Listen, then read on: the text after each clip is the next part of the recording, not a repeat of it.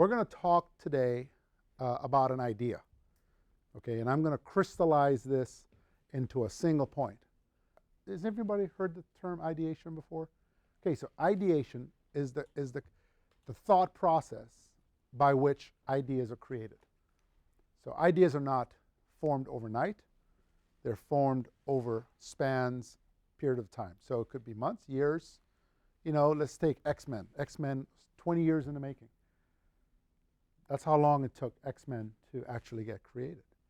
And the idea, the concept, began as one thing, ended up on the screen 20 years later. So we're going to talk a lot about that. There's a couple of rules before we get into the art of the idea that I want you to understand. All right, so these rules that we're going to talk about in the next few minutes can be applied to almost any sphere of influence, your families, your loved ones, business, leadership, and I want to go through them only as a way to give us a foundation. So we're talking about the same things as we go along today. The first rule is people do business. Businesses don't do business together. The people do business. So if you're at Disney and you represent Disney, Buena Vista Pictures, and your job is acquisition of documentaries, right? That's your job, right? Acquisition documentaries. You're out there looking for a documentary on the life of Christ. The person that's got that documentary is looking for you, not businesses. The businesses are just names of places you go to work and who pays you. But you're doing business with people. People have issues. They have bad days. They got good days. They got birthdays. They go on vacation. They take time off. If you put business in context of people, it'll help you understand why someone doesn't call you back right away, or understand why they don't respond by email. So I always like to tell people, think about, someone says, well, gee, I called them this morning. They haven't called me back. It may be their birthday. They could have the day off.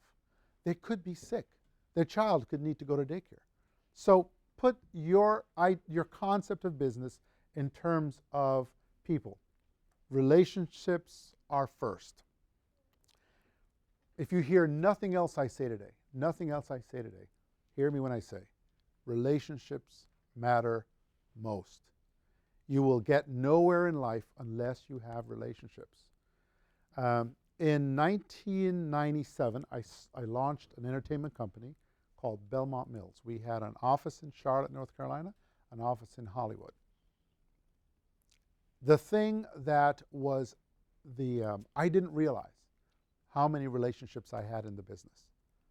The reason we were able to create about 92 hours of network programming in 6 years, generating about $2 million a year in revenue, was all because of relationships. Yeah, it had something to do with the ideas and some of the talented people we had, but really it was about the people we knew and how we knew them. What's a relationship?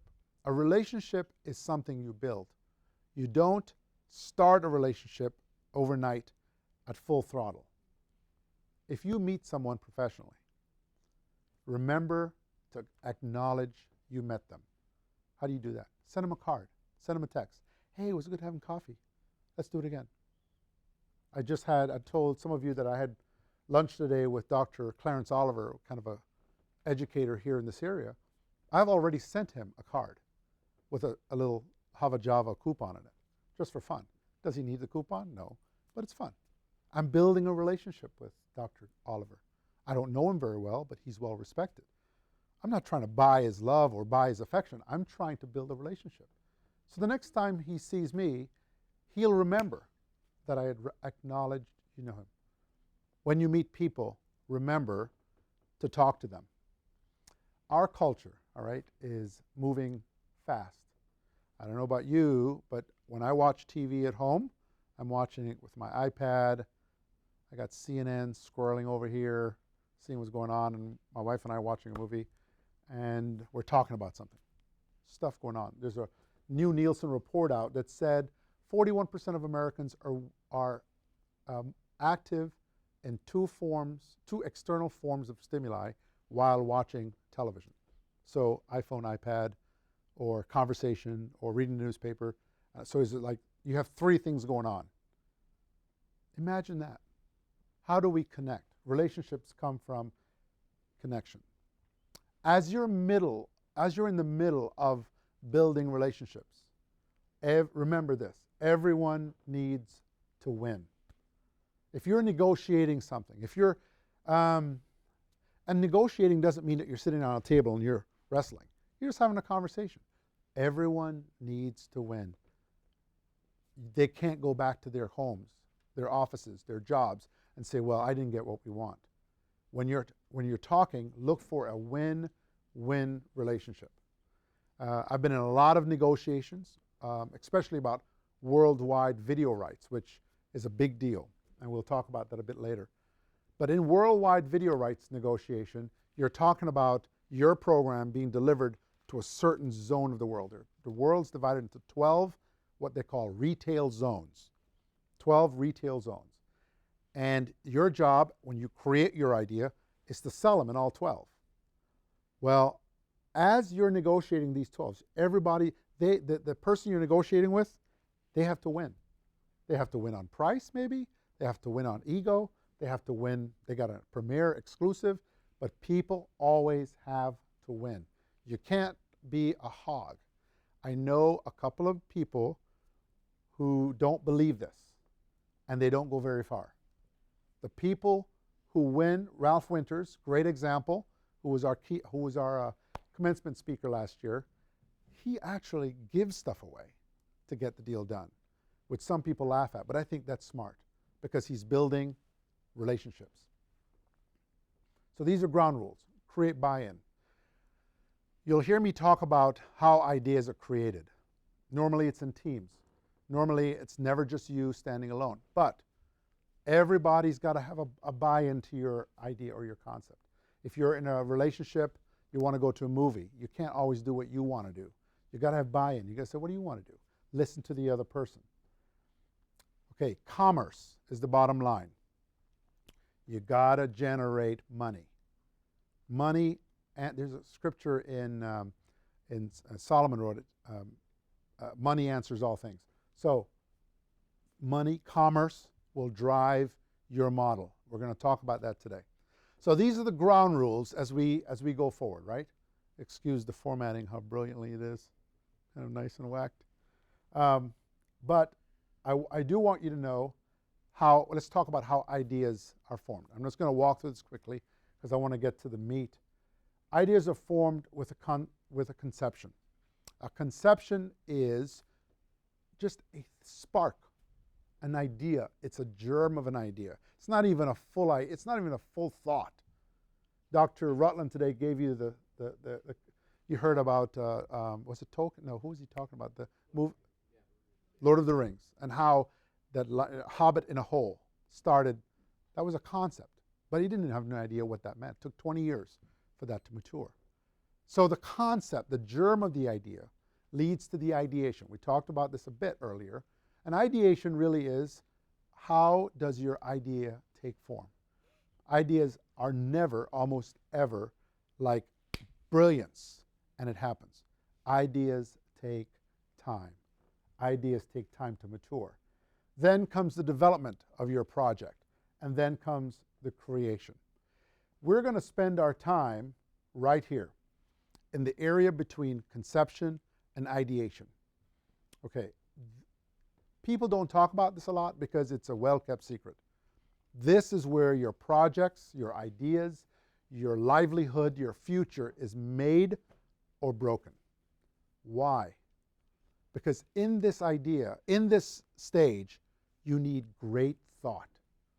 You need great input.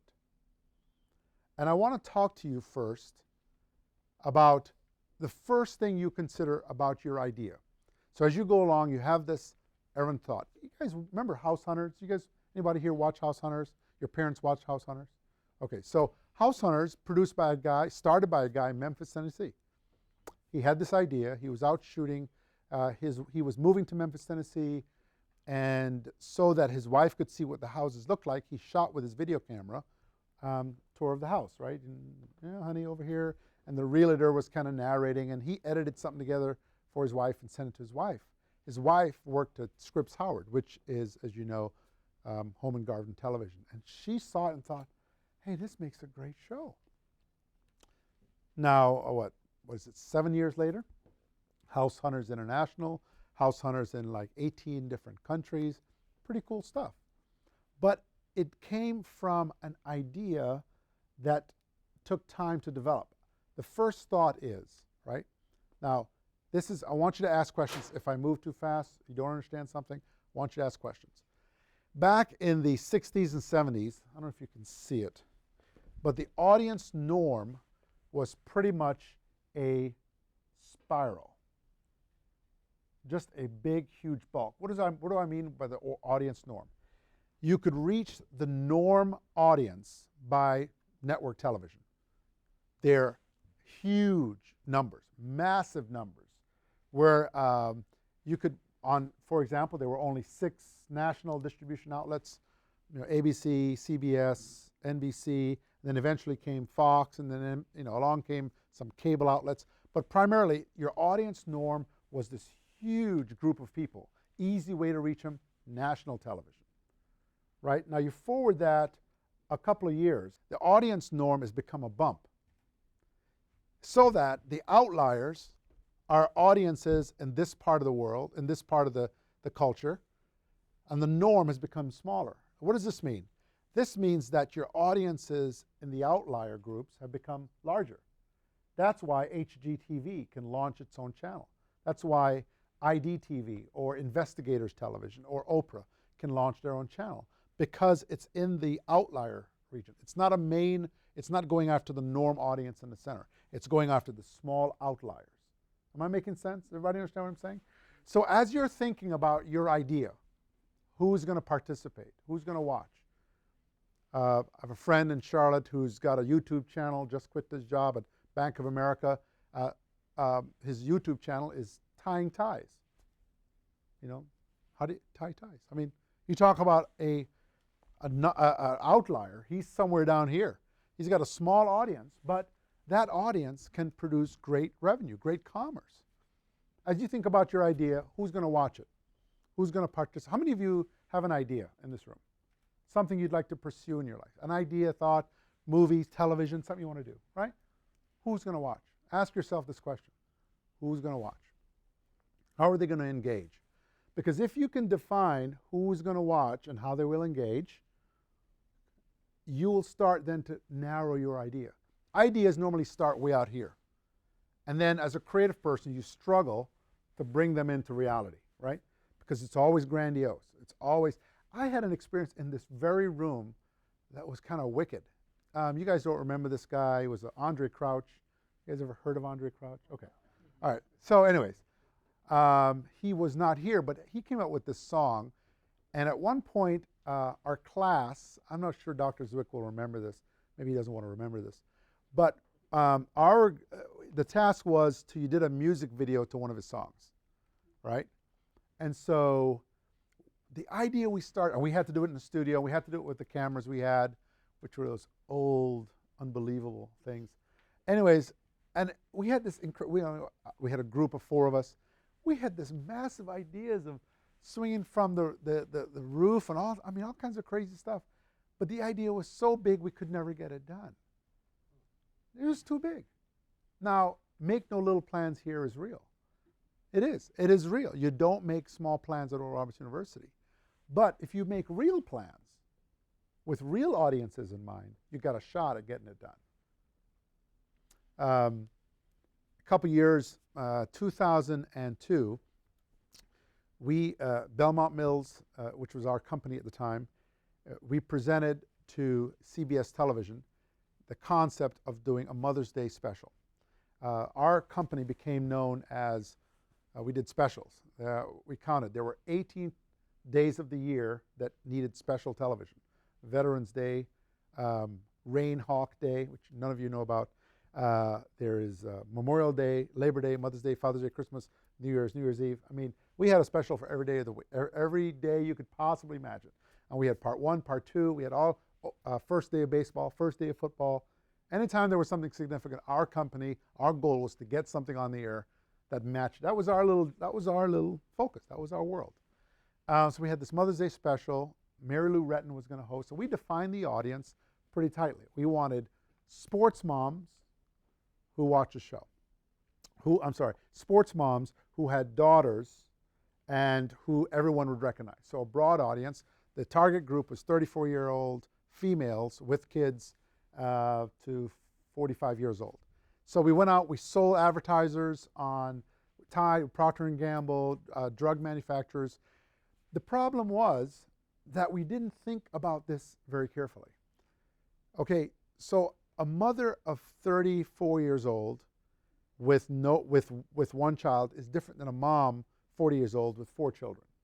Just think about that. There's 4 times the diapers, a lot more concern. Normally you have an older one, one's almost on the way out the door, and there's a lot more concerns you have with 4 children than 1 child. So as a large part of what you will do with your idea is bring it into reality. So as we started to trim away at this idea and say, okay, we just want a couple of kids, young moms. Okay, great.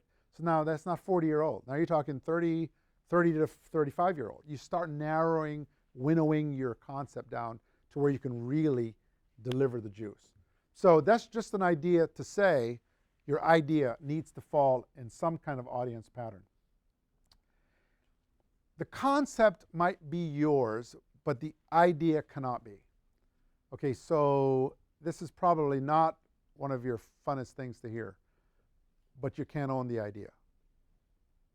You can't, because you can never create it together. You can't create it by yourself. The ideation period requires a lot of incubation. 20 years for The Lord of the Rings, significant. You guys ever heard of Tom Clancy, the author? You know, I love his books. I mean, he writes about Jack Ryan and Secret Service and all that stuff. Well, his books had been in publication for 20 years, and the first script written for 15 years before the first movie ever got done. These ideas take time, but it just can't rely on your thought alone.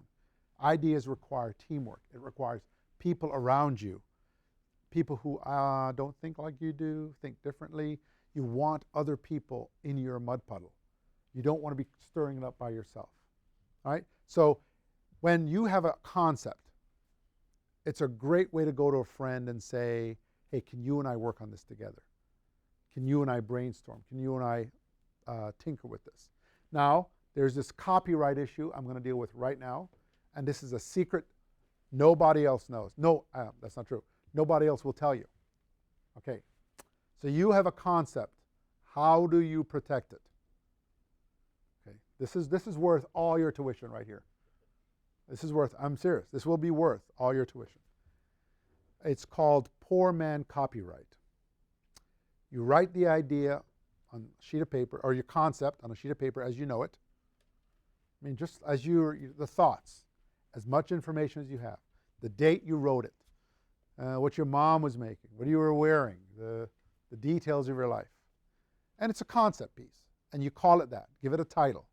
Make it look professional. And then you mail it to yourself, snail mail.